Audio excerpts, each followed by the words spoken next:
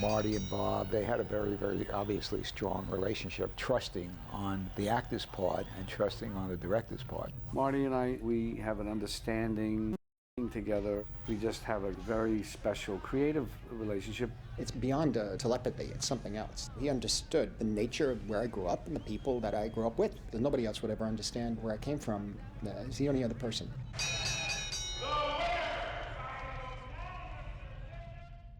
How you doing, Jake? Everything all right? Yeah. Ready? You got about 5 minutes. Okay. Need anything? Nah, You sure? I'm sure. De Niro and I were formally introduced at a small Christmas dinner at Jay Cox's apartment in New York by Brian De Palma. De Niro looked over and he mentioned several names of some of my old friends from Elizabeth Street and Mott Street when we were young teenagers. And I looked over and I said, yeah, how did you know? Marty and I, we knew each other as kids, sort of. We hung out in different areas downtown. He had his friends, I had mine, and we had some mutual friends who would go back and forth between the two groups. I do remember him at the age of 15 or 16. He lived in that area that I grew up in, so he understood intrinsically the people, myself, the mindset of that world. After we met through Jay Cox, Marty was talking about Mean Streets, and he offered me one of the 4 parts, and then Taxi Driver. We had read that script during Mean Streets. I liked it, Marty liked it, so we were talking and pushing to do that. When we did Taxi Driver in '75, it was very hard to get the financing. Taxi Driver finally got made because De Niro and myself as a combination. Him coming off of Godfather II and Mean Streets.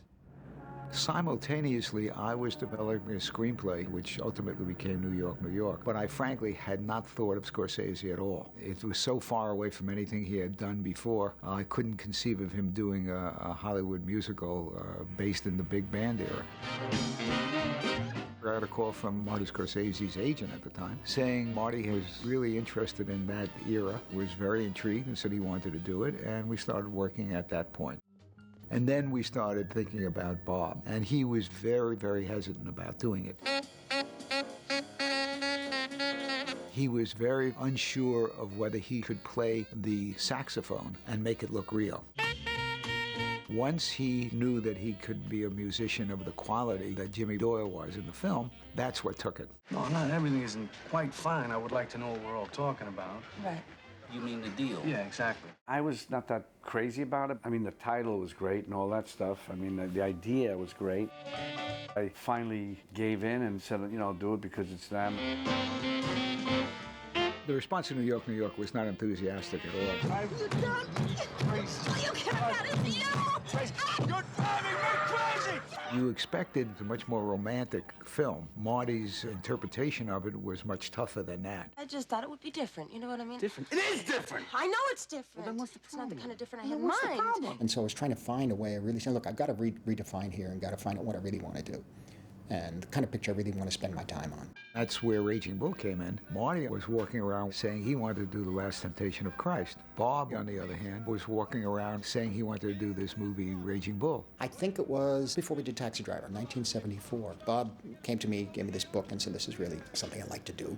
And so I agreed to get involved with it. I had reservations about the boxing element, but the character is interesting.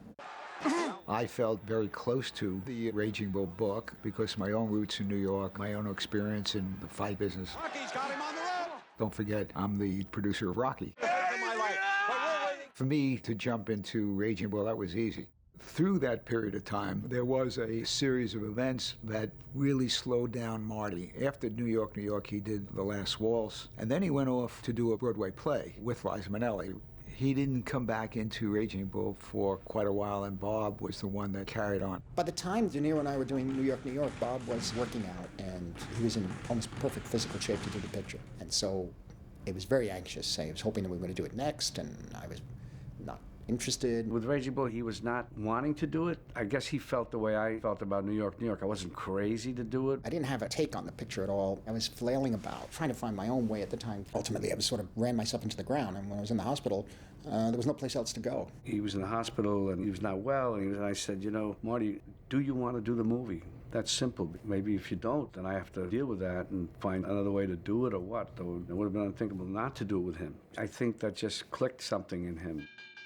It was certainly De Niro's passion project. He felt really strongly about the material, so He pushed and pushed and pushed and got it made. Finally, it was in September of 1978 is when I finally gave in and said, okay, you're right, let's do this. And I really applied myself. As I recall it, Barb and Marty, the two of them went off working on a screenplay together for 3 or 4 weeks down to St. Martin's in the Caribbean. We had the script that Paul Schrader had given us, and we went over the whole thing to make it our own. We did our best. We tried very hard to express and personalize it in the way we felt it was. We were in a very good position at the time with United Artists. I had done Rocky, which had won an Academy Award, so we used our own weight with United Artists to get them to okay Raging Bull. Frankly, if there had never been a Rocky, there certainly wouldn't have been a Raging Bull. UA, that really seemed like a place that had an appreciation of a certain kind of filmmaking. Woody Allen was there, Francis Coppola. It was a good atmosphere for filmmakers, directors, artists, whatever. It was a very good atmosphere for the final result. Hey, Tommy, how you doing? At one point, I think it was probably the fall of '78. We were seriously working. We had come back from the island. The script was revised. Irwin said, executives from the studio would like to come by and just say hello. I said, why do they want to say hello? We're making the movie. We're moving on, etc. You know, the script isn't done yet, but we're working on it. How you feeling? Feeling all right, Tommy, thank you. Are you feeling good? I feel as good as I'm gonna feel. I gotta get in there and fight, then I'm gonna feel. I didn't know that they were coming up probably to cancel the picture. And Irwin never told us that. Because if he had, it would have been a very different situation. Look at him taking me seriously. I'm only kidding you. What a fucking kid. One of them said, why would you want to make a film about this character, Jake LaMotta? He's a cockroach. And De Niro eloquently responded, he's not a cockroach.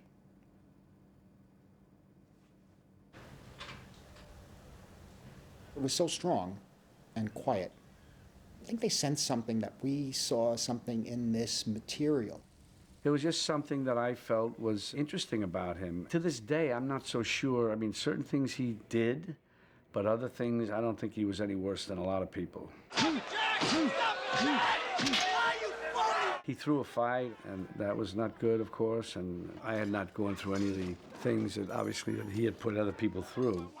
But I felt that he was a very empathetic character. To me, there was something very human about him, and I want to be careful when I say the word sympathetic, but there was something that I could empathize with.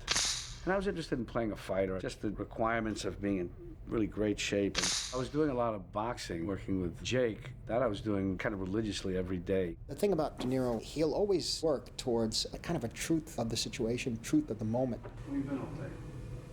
I took the kids to my sister. Answer me. You know what I'm talking about. I am answering you, and I don't know what you're Listen, I'm talking going to ask you something. Were you with the Copa with him, huh? Huh? Were you with the Copa, huh? It's that kind of thing. He won't let it go unless he gets to the essence of it, the truth of it. Answer me. I am answering you. I'm going to ask a fucking question around here. I'm asking you something. Was you with the Copa when I was away? Look, I just went and I had a few drinks. That was it. Who with?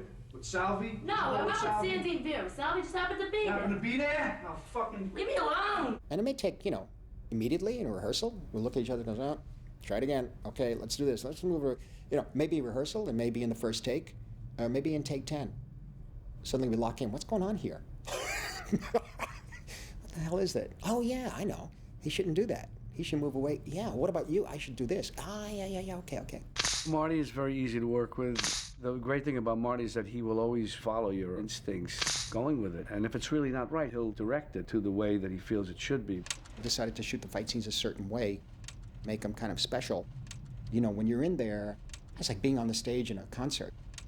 Whether it's classical music or louder rock music, your perceptions change. Hearing changes, visually things change. Time is stretched or just speeds up so quickly that you don't even know what happened. You don't know where you are. That was a key for me. And staying inside the ring. Body and Soul and some of the other films had great stuff from outside the ropes, but the ropes always stopped me. I couldn't get in there, emotionally and psychologically. So we stayed inside the ropes. We're in the ring with him. De Niro, for the fight scenes, he was in almost perfect physical shape to do the picture. But the idea he had to gain the weight was very important. Seriously, folks, it's a thrill to be standing here before all you wonderful people tonight. Well, in fact, it's a thrill to be standing. Years earlier, I had seen Jake around at a kind of a strip place on Broadway, and I thought, it was just interesting. I said, to play this character, he's so out of shape now, and yet it's so right in your face graphic, the difference in how he was in his prime as a fighter. I was telling Marty, this is interesting for me if we take this hiatus. I didn't know how much I would be able to gain, how much weight I'd be able to gain. I wasn't sure. What people don't really realize is he had to be in tip-top fighting shape for the early parts of the film. So it's not a man going from pretty good shape to out of shape. This is a man going from great, great shape to out of shape. I was concerned that he would have to gain all this weight and how it would affect his health and whether he really could do it. And I said, look, we could really build a lot of prosthetics and make you look heavier. And he really got upset at me. He said, no, I've got to do it.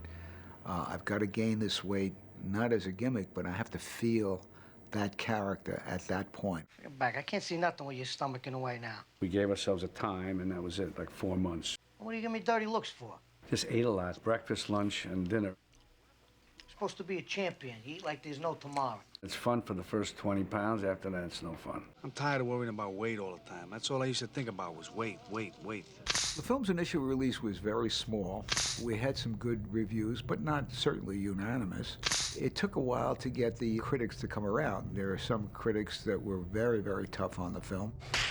What the fuck's the matter with you? Oh, whoa. What do you think you're doing out there? We did very well with the Academy Awards.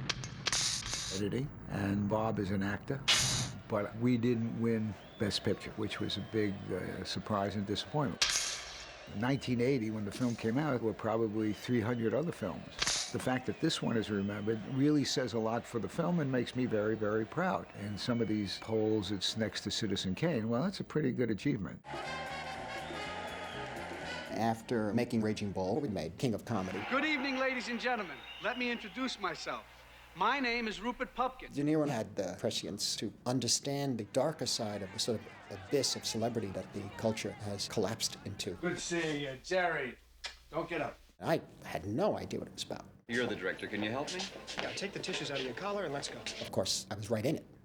The world of television at that time, and talk shows and comedians. Celebrity was very important to me, too. Jerry, take care of yourself, baby. Be good. And the next time the two of them worked together, I guess it was Goodfellas. The way that happened is I had read the book, and I said, well, I'm too old for Ray's part. I was looking at the Jimmy Conway part, and I called I said, maybe there's something I could do this. It was more of an ensemble type thing with Joe and Paul Sorvino and Ray Liotta. Then we did Cape Fear, and then Casino. Casino was the last time we worked together, and we've been working on a project, several stories, really, I hope. We'll be able to go into production on a picture together. We'd hoped to make something of lasting value, lasting even for a few years. We certainly didn't think Raging Bull was going to be a highly appreciated picture, but we felt it had to be made. Looking back on it, I consider myself lucky that I have that kind of relationship. A lot of actors will go through their careers without ever having that kind of connection, and especially a good director. When that happens, it's a great thing. It's terrific. And though I'm no Olivier, if he fought Sugar Ray, he would say that the thing ain't the ring, it's the play. So give me a stage where there's bull hick and rage, and though I can fight, I'd much rather recite. That's entertainment.